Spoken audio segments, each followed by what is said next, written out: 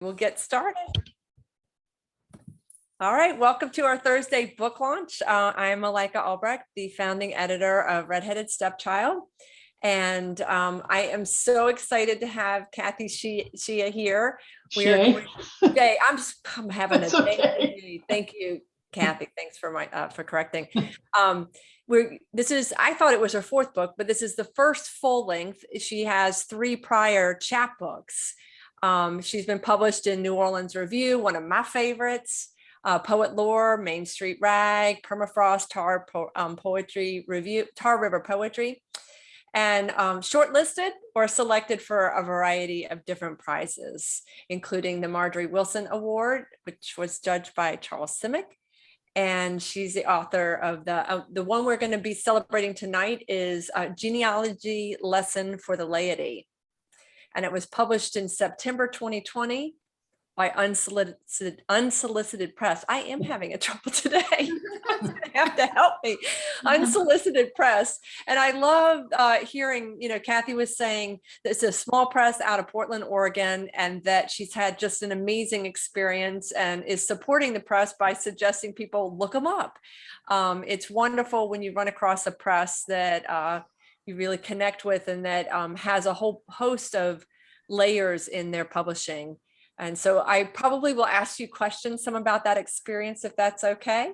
Sure. She served as the editor for the annual anthology of Marin Poetry Center, and she lives in Fairfax, California. I'm going to turn it over to you, Kathy. Welcome, and thank you so much for agreeing to do this. Oh, thank you, Malika. It's just great to be here with everybody. So I'm reading from my book, Genealogy Lesson for the Laity, and yeah, I'm just going to read some poems here, basically. Start from one of my favorites here. Today's advisory. The morning sprinkles powder into my eyes. What I hope was a dream oozes out my left ear. I tune a crystal on a wavelength stuck in gunk. Ice on the road, the slime of life suspended. Advisory on the ancient radio, chains required today. I should oil that dial stuck on the weather. The blizzard in my nightmare couldn't be real. I should slide out of bed, catch the tram to a wakeful state where the calendar grows fat, where I can shovel my plans into days before they leak all over the slush pile of intentions. But I think there's still a bad freeze out there. I'll just wait for my comforter to become less viscous.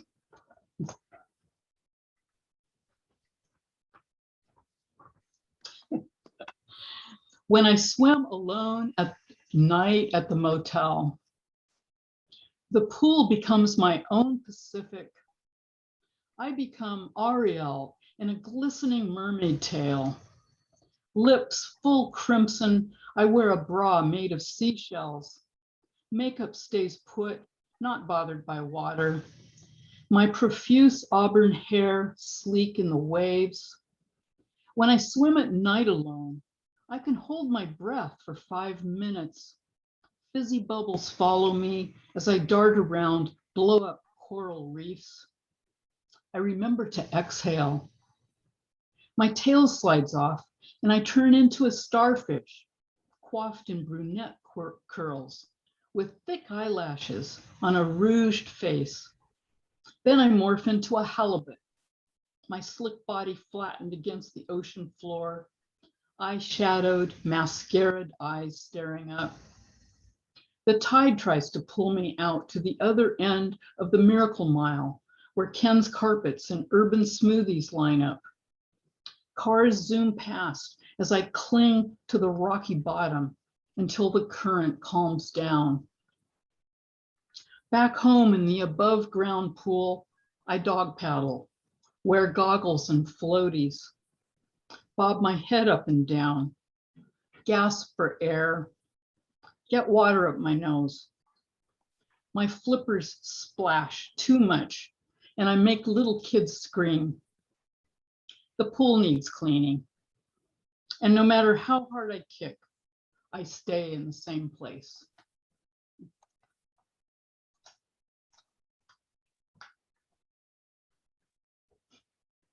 The short straw.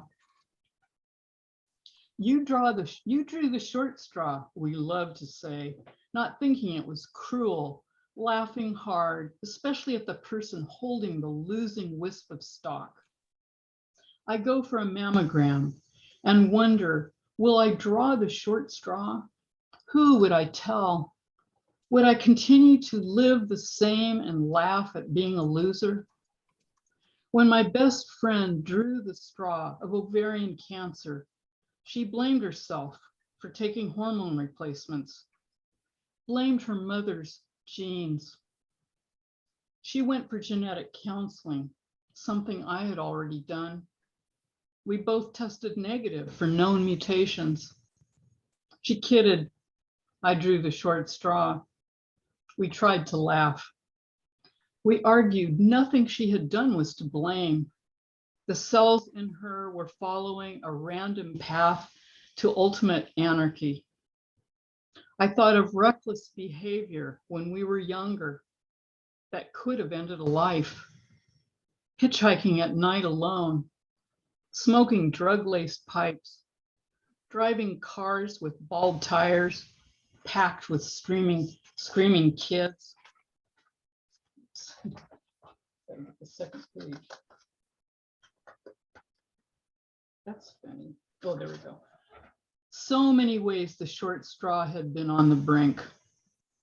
The day before she died, she squeezed my hand, whispered in the faintest voice, somebody, inaudible, fucked up.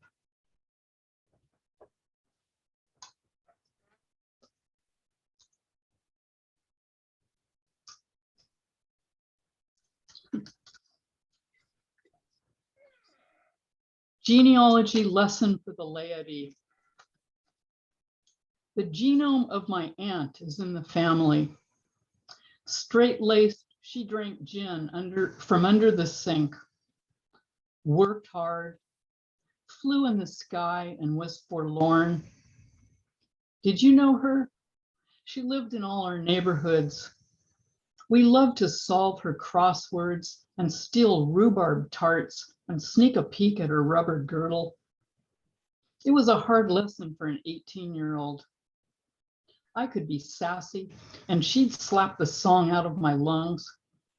Her old bromides aside, gloom could tread our tangles and tug at her hem. I buried my key to her house in search of glow. Spring nailed its velvet wrist to my outstretched arms.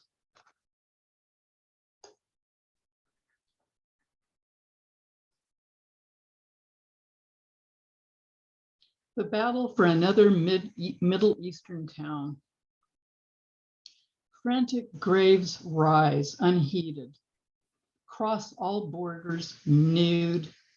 Shadows crowd the road for a slice of bread, under cloud cover, vacant as bravery.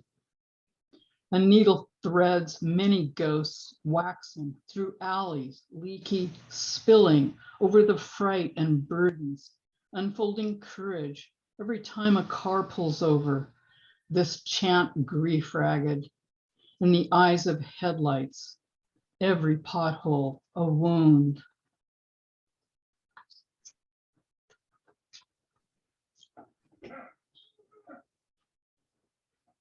Hail Mary.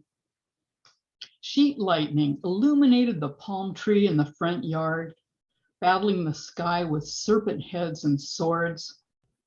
Wind scourged the oaks until they dropped leaves and branches like they were giving up all possessions to a thief. From within our powerless house, the rosary, Hail Mary full of grace, a chanted monotone to hailstones beating the roof. The Lord is with thee, clasped in a chain around our mother's legs, squeezing her veins. Blessed art thou amongst women, and blessed is the fruit of thy womb. For our family, 5 times The nurse exclaimed, "It's a girl." We don't know all the words to prayers that are not Hail Marys, so the mantra breaks up and then resumes. We kept cutting off the blood in our mom's calves. The rosary over and over. Hail Mary, Mother of God, pray for us sinners now, certainly now, and at the hour of our death. Maybe the death of our parents, and we'd be orphans locked up in foster homes. Save us, Hail Mary. We sang a flat waterfall of voices. I thought I saw Angel Gabriel soar above the pasture, wings flashing. "Hello there," he waved with a wobbly arm, and crashes into the neighbor's chimney, teetering and blurring into the slant night. Grace is a funny color that streaks through the curtains, white like Mary's veil. We envisioned next morning, trees uprooted, fences exploded, limp squirrels clutching their last acorn. We feared our father drowned in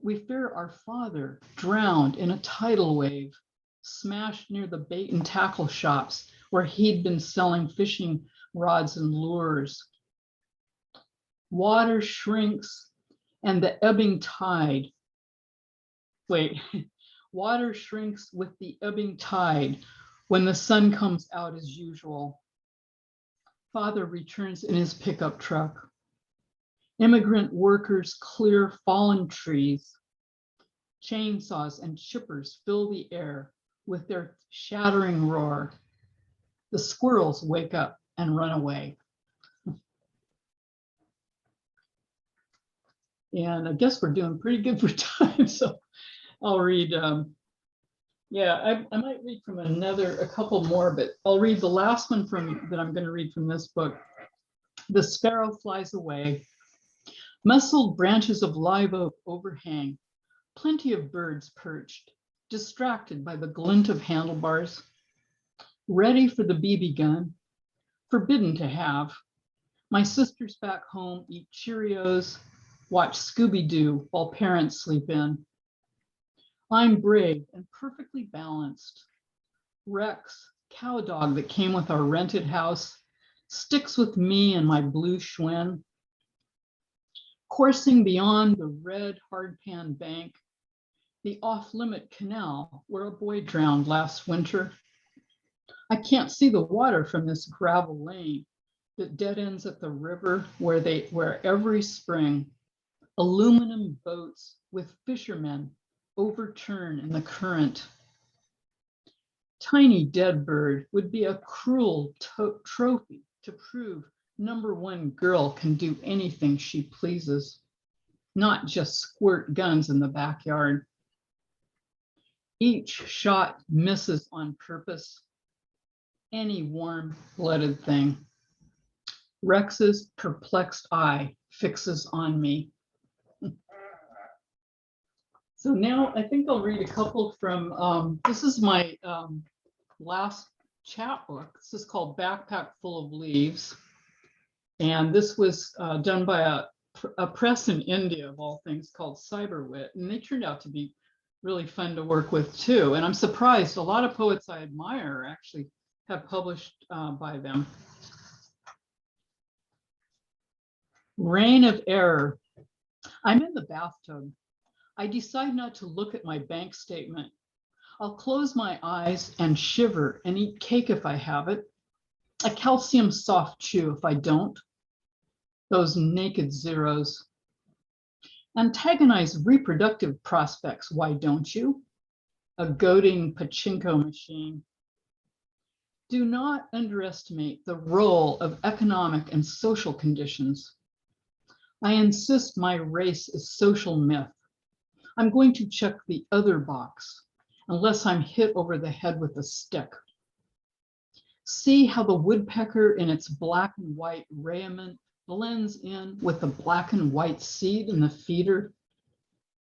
I didn't notice it among the other birds until it moved its male or female head. The wind blows the rain like a child blowing out candles. The sun hides above anyone, any place. Checking accounts drain like this tub after a good soak.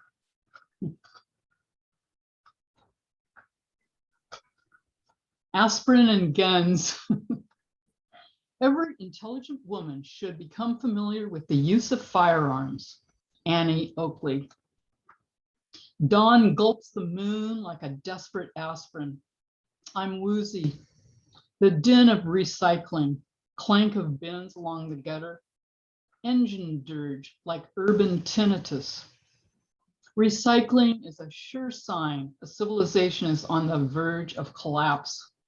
Ask the Aztecs.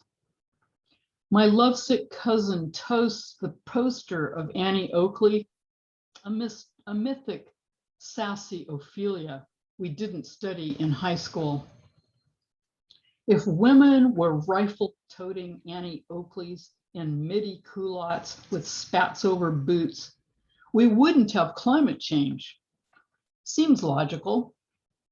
Would we have a climate to change? Would anybody care about recycling? One sure thing. Since Annie Oakley never drank, there wouldn't be any hangovers.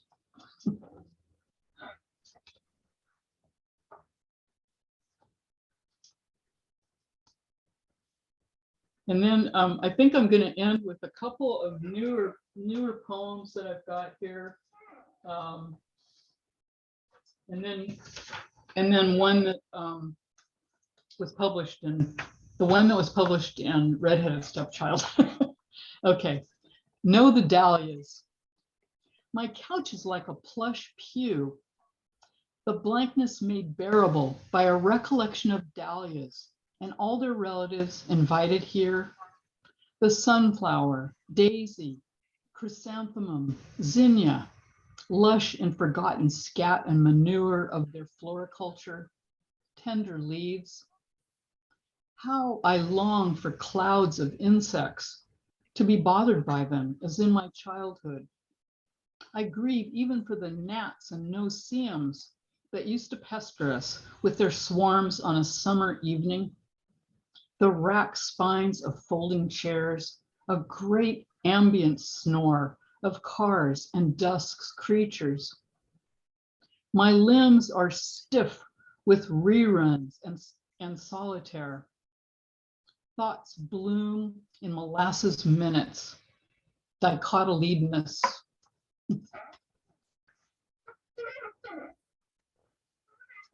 And I'm happy to say this poem just got nominated for a Best of the Net by a publication called Assisi that is, it's with St. Joseph's College in Maine, of all things. It's a little literary journal up there, and I absolutely love what they do.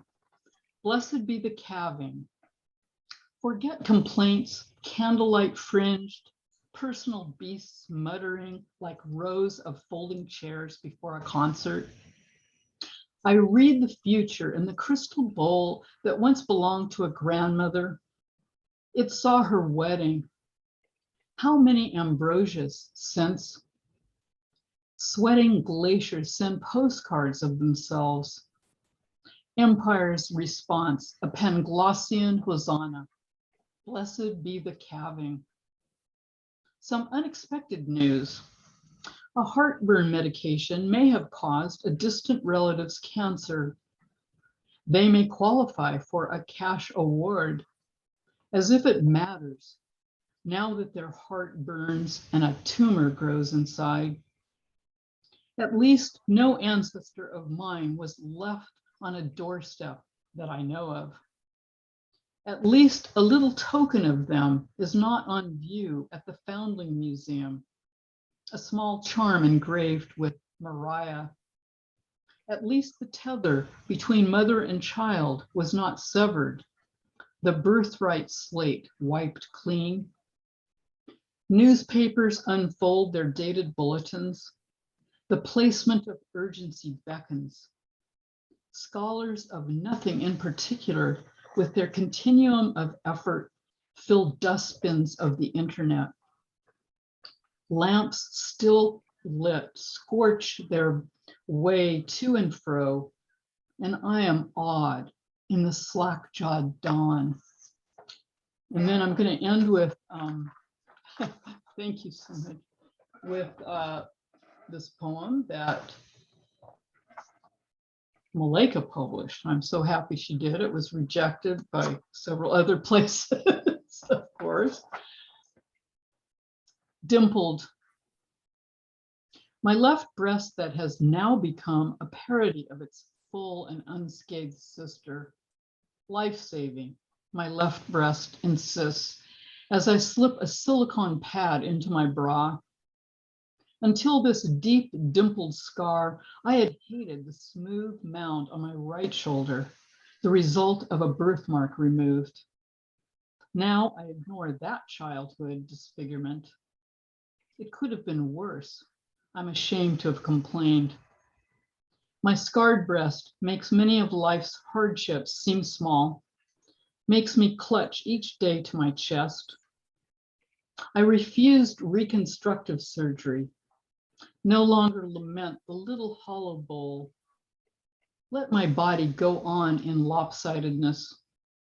Let me compensate for what is diminished. The breast, even though a shadow of itself, is still part of me, areola and nipple intact. This scar keeps me hitched to gratitude until daisies take root in my teeth. Thank you. Thank you so much.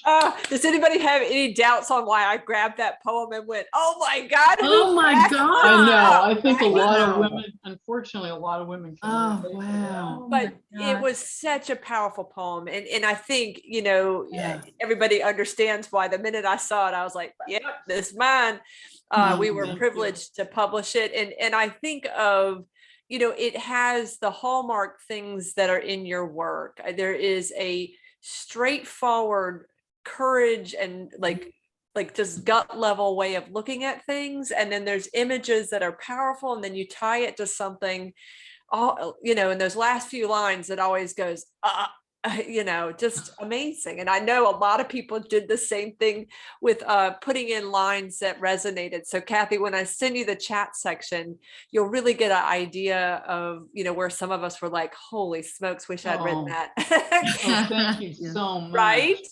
Wish I had Yeah. written that. It was, I am awed in the slack-jawed dawn. I am struggling to speak today. Whew. But that one got mentioned 3 times all at the same time. Oh, wow. Yeah, Thank you. so it's fun to see that. And I know people have a ton of questions. So please feel free to jump in, or I'll find the question, because I was trying to write some of them down. I was like, I need to know this. Oh, good. I did have a question about something that I find amazing. There were so many poems that had a line that was so tactile. I thought, how does she connect with that? Is that something conscious, or is that just a way of being in the world? Did other people notice that there Yeah. was tactile things that were so concrete, I could almost feel them? Yeah. Yeah, I think, you know, I'd like to, we get in a lot of workshops that I'm in, and I'm in one with Cesar for many years. We've been in a little poetry group that is just great. And, you know, we want to make things more concrete, and that you can really experience the poem through, you know, the senses. So I do consciously try to do that. And it happens just as I'm writing, when it's really coming out. That's a great experience when a poem really is coming out fast. A lot of times, I guess 50% of the time, poems come to me pretty quickly, and 50% of the time it's so laborious. You know, I'm working on I have a full-length manuscript I've put together right now, but I went back and I have to revise so much in there. I have a lot of revision to do. Cathy, can you talk about how you, your book, your full-length collection, how did you put that together? Were you writing did you have a goal and you started writing poems to it? Or did you just say, what am I going to do with these 300 poems I don't have? That's a really good question. Because, you know, with chapbooks, they want a lot of times they want themes more, okay? And themes have become more popular and more prevalent, I think, recently. I really used to absolutely hate themes. I just felt it was too constricting. And my poems were, you know, with Genealogy Lesson for the Laity, definitely not themed, okay? That's what I thought. So when I submitted it, you know, it was rejected. I forget where I submitted it, where it was rejected, but, you know, I tried contests and it got rejected. So when I submitted it to Unsolicited, immediately the editor goes, oh, this has a theme. You know, she's seeing generational, you know, family, much. Of course, it's really in there. When you go back and look, you can really see that that's the thread of, you know, of this whole book that I wrote. And other people that wrote the blurbs and a person who wrote a review, they came up with it. There's on, I think, probably on my website. Well, there's a really good place called Sundress Publications. I don't know if you guys have ever heard of it. They have a lot of journals. It's called Sundress. You can Google that.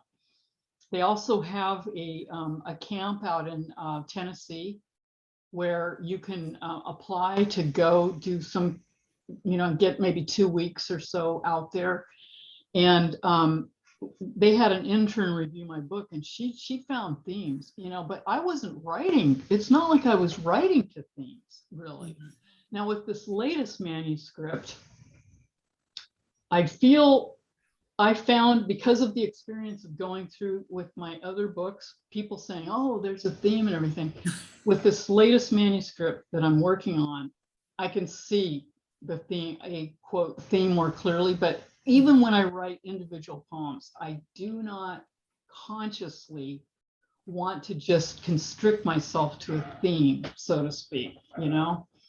So I think that's a really good question. I think poets really struggle with that. That's a great answer. Thank you. Yeah. Yeah. It really, I liked how she was talking about it. And I think that what you're speaking to is sometimes we're following, you know, some line or passion into a poem, and that poems can start to speak to each other because, of course, we have passions that are driving us that are going to keep coming up. I mean, you know, that's also seen a lot. And yeah, I really respect that. People that can do that, I really respect it. Same, you know? same. Yeah. Melinda, you had a question about Cathy. How did she end up on the West Coast? Yeah, because I heard the Miracle Mile, and like one of my first boyfriends lived near, I think that's oh, it's on Long Island. Oh, okay. Yeah, it's on Long Island, and I'm blocking out the town. Anyway, it's Manhasset, right? Manhasset. Oh, you're gonna really laugh because I'm a fourth generation Californian, Northern California. Oh, and born and raised. And I was born in Oakland, but I was raised in a little town called Redding, California, that is really hot. And they're having terrible forest fires by there now. And my sister still lives there. And guess what we had there? The Miracle Mile. Oh. So I just connected to Long Island. I was like, oh, shit. I know. We always called it the Miracle Mile. And, you know, I feel like I live in Fairfax and near San Rafael now. This is in Marin County, and that's north of San Francisco. And there's a stretch of road that I always identify as the Miracle Mile. No, I don't think people around here really call it that, but it's got the, you know, the little businesses and the sort of the strip, kind of little strip malls and stuff like that. So that's where that came from. But you know, my ancestors, my grandfather was born in Providence, Rhode Island. So that's Eastern roots from Providence. He was Azores Portuguese. And then my grandma was born in California, and she's of Irish and some German, but mostly Irish descent. So funny. Yeah, I got this picture of you like transcontinental, and how did you get there and what? It's America. It's Oh, true. yeah. It's a miracle, right? A miracle in America. Yeah. I love, yeah, see, I was going to go over some of the lines. Every pothole a wound was another one that got just like immediately resonated with multiple people. I love that. I love that at the same time, several of us will take the same line and say, holy smokes, that's just, Oh, I do too. That is amazing, really. it is, because, you know, from Yeah. different poets, you would think different things would apply, but there's oftentimes, you know, the same line will get commented on just immediately. Yeah, that's amazing. I think love you'll have that. a lot of fun looking at what Cathy, what everybody just was like. And you I don't know. know what anybody else's experience was, but it seemed like most of the poems, the last line or two was just so Yes, powerful, such a definitely. punch. Oh, And thank those you. were the ones I started to write. A couple of times I didn't even finish because two other people already wrote the same line. Okay, he gets it. Oh, I really It worked hard on resonated. the last lines. It's That's what I was going to really say. It difficult. works. It's Yeah. working. Oh, thank you. Thank But you know, what a lovely gift to give the reader, Cathy. And I think that that's something that it was obvious to us as the listeners. You really invested time in making those last couple of lines just hit so hard and so beautifully. And so, you know, I appreciate that. You said 50% of your poems, you know, kind of come out pretty fast and furious, and the other 50% are laborious. And I think even the ones that, I mean, obviously, like when you were talking about the new manuscript, you were saying I have so much editing to do. And I thought, because you are one of those writers that's very diligent on using all the tools that you can to make that poem. Oh, yeah. Yeah. Absolutely. It's That's been, awesome. and the poetry community has given me so much. People, you know, that I meet with and get the feedback from, that really helps a lot, you know. Well, you Yeah. were saying that you're in a writer's group right now, and you More and than that's, one. that's what I was going to ask. I thought you said more than one. So Yeah. wanted to circle back to that. And is it, do you find that there's things resonate more with one group or the other, or you get different things out of both groups, or is it just the synergy of other poets, that beautiful synergy that we get being in each other's That's, company? you know, that's a really good question, because I do get different feedback from different groups, which is great. I mean, it's, people find different things, different groups, you know. One group I'm with is led by a fabulous poet. His name is Tom Centinella, and he teaches, you know, he's a teacher, professor, and we've been with him, this small group of people, for years. We just meet once a month with him, but the whole group gives feedback, but Tom sort of leads the group. I get such incredible group feedback. And then with the group that I'm in with Cesar, we meet try to meet every 2 weeks, believe it or not. We were meeting in person, and then, you know, with COVID, this has just been a nightmare. A godsend to have Zoom, but feedback is so different. I mean, you guys, it feels like I just used to value getting the notes back from people so much. They're scribbling all over the page. And in Zoom, it's not like that. You know, you get feedback, we can meet, thank God, you know, it's helpful. But I have to try to take notes at the Zoom meetings, because otherwise I'm going to lose that feedback, you know. That's a very good point. You Of could how kinetic. record your Zoom meetings so you could go back over your That's notes if everybody true. agreed. Oh, You know, yeah, yeah. It's true. We kind of forget about that because we're just scrambling a lot of times, Right. you know? And yeah, you know, it's just, but I'll tell you, I have stacks of the feedback that I get, because in some of my groups, like with the group that I'm in with Cesar, people really write copious notes on your poetry. It's amazing. That's great. And in Tom's group, when we met in person, a lot of times I'd get really lots of. Tom is more cryptic. You have to kind of pay attention to what he's saying, but the other poets would write stuff. And I really pay attention to that feedback. It really helps a lot. Where something isn't working, or somebody just doesn't get it, you know, or there's a bad line break, or, you know, just a lot of things. I mean, lot of things. Or they'll say reorder. I mean, a lot of times people will go, oh, I think you should start with this stanza, you know, and they'll move stuff all around. It's really great, you know.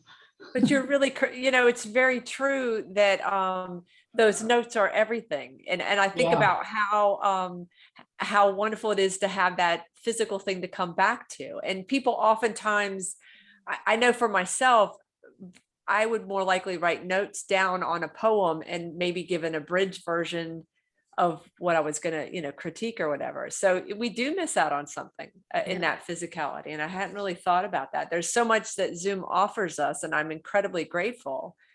But there is that physical in-person thing that really is huge. Yeah. And it's what people miss for sure. Yeah. I Yeah. also, go ahead. Well, that's funny. I was gonna say one of the main things that's a big difference is people can't talk at the same time. Yeah. It makes a difference. It really does.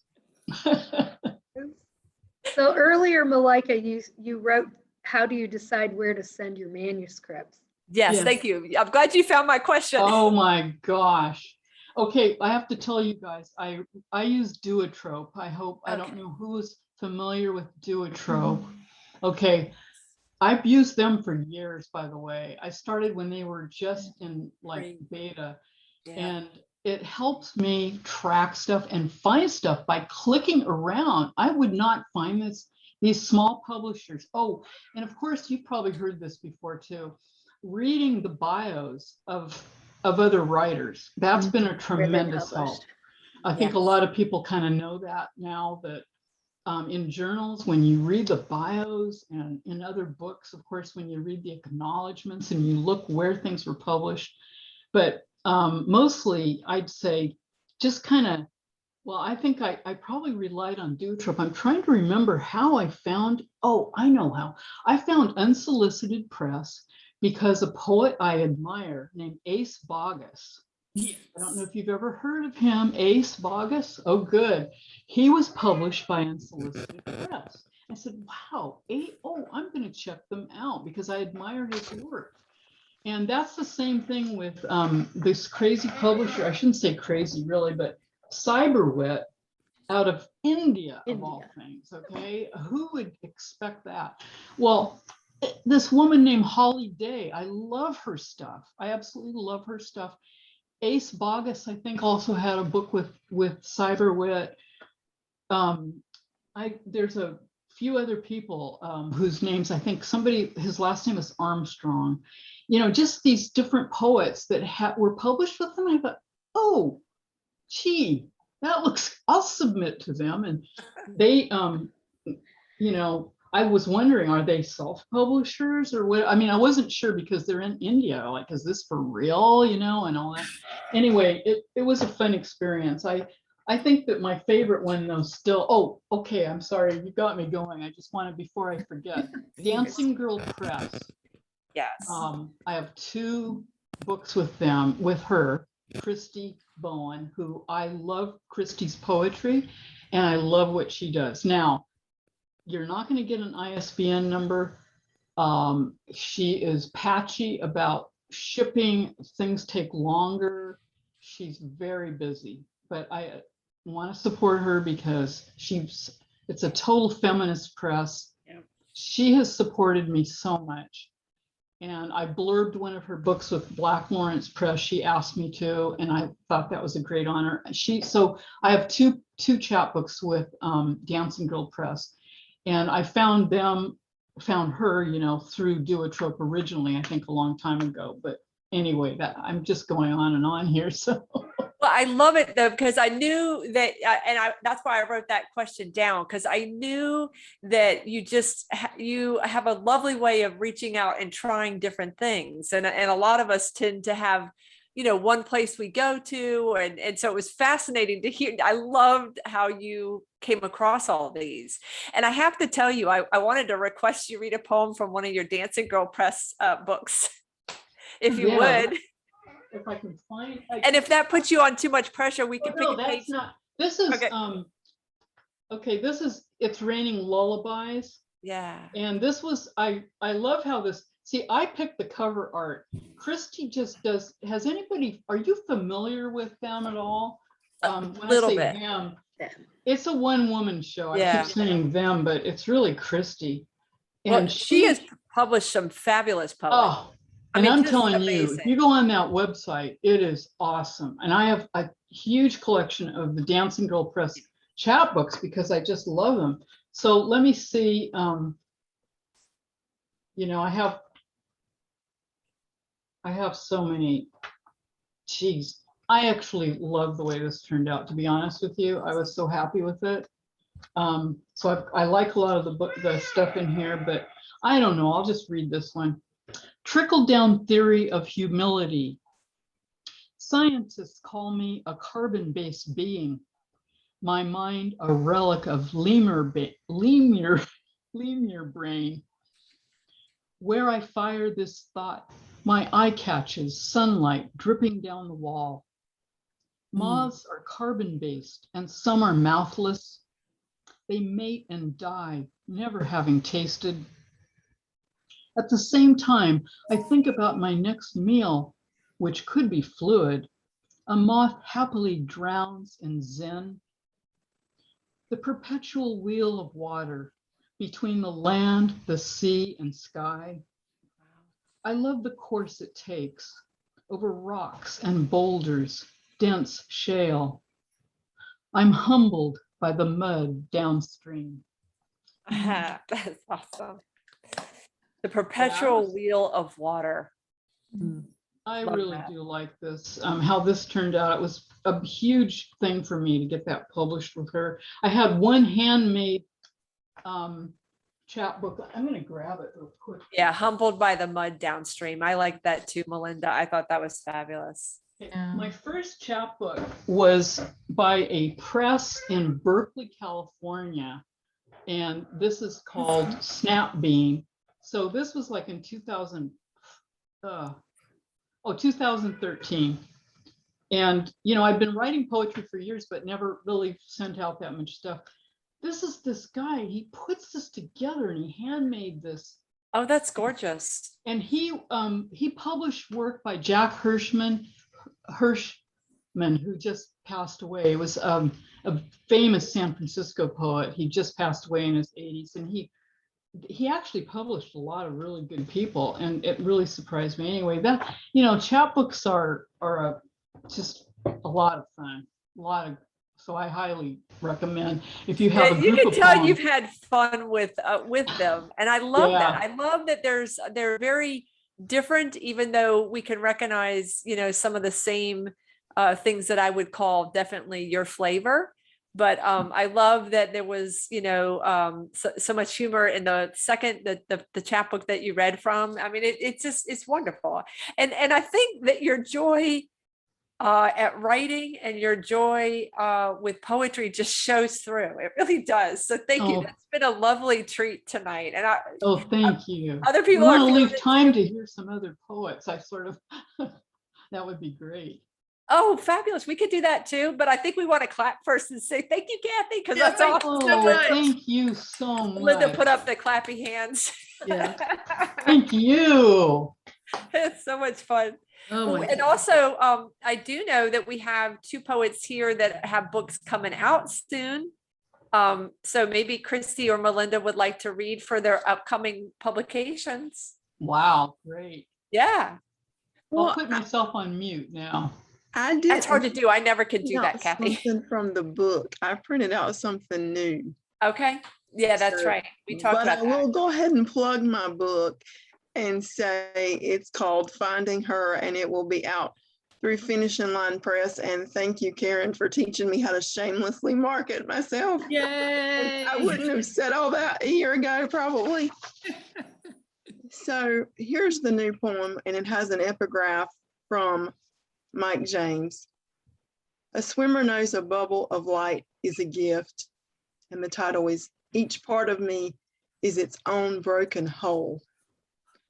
Under the blue water, my bent body almost straightens. Taste buds hear salt swallow blood, licking pink scars cling. Gills rediscover themselves. Lungs are no longer guilted into ragged exhales. The crooked fingers that fed an alcoholic his morning meds deftly carve a solitary path, not to be rebuked by shallow prayers. Eyes drown no more in the sound of freshly tabbed beers pissing down a belligerent throat. Twisted legs unwind and kick toward shine. Thank you. Oh, Damn, girl. I needed to read that. You did Woo. really well. Thank you, Christy, for reading that to us. Thank you for the Very safe great space. poem, girl. Oh, yeah. Great. Thank you. Melinda? Oh, okay. And to tell Christy, and it was interesting about Kathy too. You had multiple chapbooks before the full length, and this full length, I had 2 chapbooks from Finishing Line Press Oh, that came out. So that, Wow. yeah, so that was kind of, and I didn't, and like Kathy, my poems, I always had little collections of poems, but they didn't have a theme. And once I got the theme, I got the chapbook. So right. show you this. Beautiful cover. Wow. Great. Okay. Oh, And that's the amazing. cover is really interesting because the book is based on Degas sculptures, a woman looking at the sole of her left foot, and they've got a collection of these small miniature sculptures at the Metropolitan Art. And so when I was in New York, I really loved the Metropolitan Museum. It was like my safe haven, and I just went in there and I just hung out with Degas. And so that was, so that's the figure on the front. That's great. Really interesting about the cover is that the cover looks like it's got this kind of spinning yellow. And so I'm going to read Forsythia because there was another poem in this book that I kind of really, I see that spinning yellow, and you'll see from the poem. Okay. So it's called Forsythia.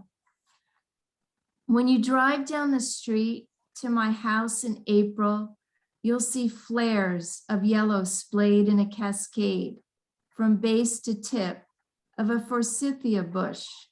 You can't escape yellow. On the crosstown bus, forsythias bloom yearly at the entrance to Central Park. Be careful of beauty, the forsythia whispers. Those lithesome branches, sinewy tubes, take many twists to break off. Better to use shears. Be cautious of spectacle and the thrill of blossoms falling across the driveway with one sweep of the hand like a sparkler, dropping its flaming stars. Alert yourself to anger and its fast, high-heeled walk in and out of the front door. Or was it anger? I don't remember what I'd done to hear razor sounds of switches slicing through air. The burning lashes on my legs, my crying no over and over. So if you search for me, know that I speak in silence. For I once whipped a forsythia branch to hear it sing as it hit the base of a basketball pole, shaking resilience into my marrow. Be patient with someone hiding in the forsythia, for I am not God. I do not speak with a fire that does not consume its leaves. Oh, Wow. wow. I love that. Wow. Yeah. Yeah, but I was like, Beautiful. when I saw the cover, I was like, oh my God. Now, what publisher is that? This is nice. Hermit Feathers Press, and it's in Wow. Winston-Salem. It's a new press. Actually, Kathy, you'd be a really good fit for them. You really would. Yes, you I would. should write that down. Yeah, Jenny Bates they published Jenny Bates and also I think Janet Joyner. Oh, Oh, Janet Joyner. From South Carolina. She's from South Carolina. Jenny Bates is, very North Carolina poet. But I'm a transplant, so I'm lucky. Yep, Hermit Feathers Press. Oh, wow. You would be a really good fit with them. They would be so happy. And you've had a good experience, Melinda. She's Mhm. lovely. And that's Oh, a one-woman nice, show. nice.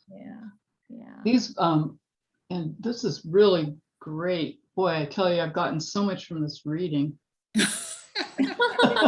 As have we. I was gonna say, you're the one that gave us so much. We're having great. Oh, great. Did anyone else want to read? Karen or Laura? Oh, look at the Kit Kat. Yeah. I know Karen's got at least Ooh. 365 poems there. She does indeed. I've got one. Oh, it's kind of long. You know what? I'm going to read it anyway. Do y'all mind? It's a page. I No, don't please usually do. ones. I would love to hear your So I poem. wanted to read this one because it's new and I kind of like it. But I wanted to plug the International Women Writers Guild, IWWG. I am incredibly cheap, apparently. I haven't joined them yet, but I've been just globbing up their free offerings for over a year, and they're fabulous. So they do, it's all women from all over the world. They have tons of free content and a lot of live workshops, some that you pay for, some that are free. And so and they do a Friday free write every other Friday with different writers that present a short program. And then everybody's writing, and it's amazing. So this, which I'm not saying this is amazing, but this is one I did in their most recent thing. And I really like it. It's just, I always get a different way to approach a poem by them. So international, if you Google IWWG, I think it'll pop up, and it's a weird website. It's pomegranate, actually, Malika. It's Oh, something really? about pomegranate. Yeah, something about pomegranate. Anyway, so, okay. This is, and so this program, the gal was talking about anaphora. Am I using? Oh, I love that. Yeah. Okay, anaphora. okay, yeah, so great. She had us thinking about anaphora and gave us a whole wonderful way to come into a poem, to approach, to repetition. generate a poem you hadn't been thinking about. So anyway, I really hadn't been thinking about this, but from before the beginning of the memorial that we organized as a celebration of my daddy's life, I am holding still in my hope the amber sunlight that's appeared for the first time in 3 days and is dancing through the rented wavy glass of the wood-framed windows in Greensboro's historic Carolina House home. I am holding still in my laugh the chopping sound of Philip trying to dice to the right size, the right amount of fresh green peppers to accurately replicate the aroma and consistency of my daddy's famous corn shit soup. I am holding still in my eldest sibling calm, the fretting slapping of my sister's sandals on the well-worn hardwood floors, from room to room, to back to room, to room to room, to back to room again, again, again. I am holding still in my growing affection the sight of the smoothing of my son's new blue dress shirt by his girlfriend, who's staying put by the side door with my son in order to welcome guests who she probably won't know. I am holding still in the set of my jaw the pungent stink of the permanence of the ink we'll use to write my daddy's name and to doodle on the cool of the smooth of the river stones I am holding still in the memory of my palms that we'll take with us to leave in whatever places we might find as appropriate for leaving a remembrance of my daddy in. I am holding in the hollow of my heart these memories and the echoes of the want of more, always the echoes of the want of more. Oh, Wow. nice. That's just gorgeous. I love I that. didn't see that comment. So anyway, that's my plug for International Women's Writers Guild. Karen, I like thank that. you. Yes. Thank y'all Once for again- listening to that long poem. Sorry about that. Oh, it's Oh, great. no, it was gorgeous. Melinda just Yeah. wrote, wow, gorgeous. Gorgeous is the right word. Thank y'all so very much for once again being such fabulous company on a Thursday. Laura, are you doing one? Kathy, Ian? Thank you. Wait, I have a question, Karen. What?